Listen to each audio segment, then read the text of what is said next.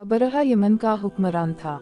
इसने यमन में एक आलीशान कलीसा तामीर करके यमन के लोगों में यह ऐलान करा दिया कि आइंदा कोई शख्स हज के लिए मक्का मुकर्रमा ना जाए और उसी कलीसा को बीत अल्लाह समझे। इस ऐलान से अरब के लोगों में गम व गुस्से की लहर दौड़ गई। फिर उनमें से किसी शख्स ने रात के वक्त इस कलीसा में जाकर गंदगी फैला दी।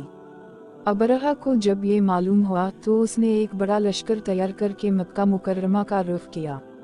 रास्ते में अरब के कई कबीलों ने उसे रोकने की कोशिश की, लेकिन अबरहा के लश्कर के हाथों इन्हीं शिकस्त हुई।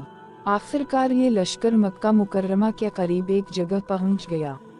अगली सुबह जब उसने बीत अल्लाह की तरफ बढ़ना चाहा, तो उसके हाथी ने आगे बढ़ने से इनकार कर दिया। उसी वक्त इसकी तरफ से अजीब व गरीब किस्म के परिंदों का एक गौल आया और लश्कर पर छा गया। हर परिंदे की चोंच में 3-3 कंकर थे, जो इन्होंने लश्कर के लोगों पर बरसाने शुरू कर दिए। इन कंकरों ने लश्कर के लोगों के जिस्मों को चीर कर रख दिया।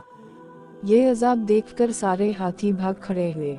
लश्कर के सिपाहियों में से कुछ वही हलाक हो गए और कुछ जो भाग निकले वो रास्ते में मर गए।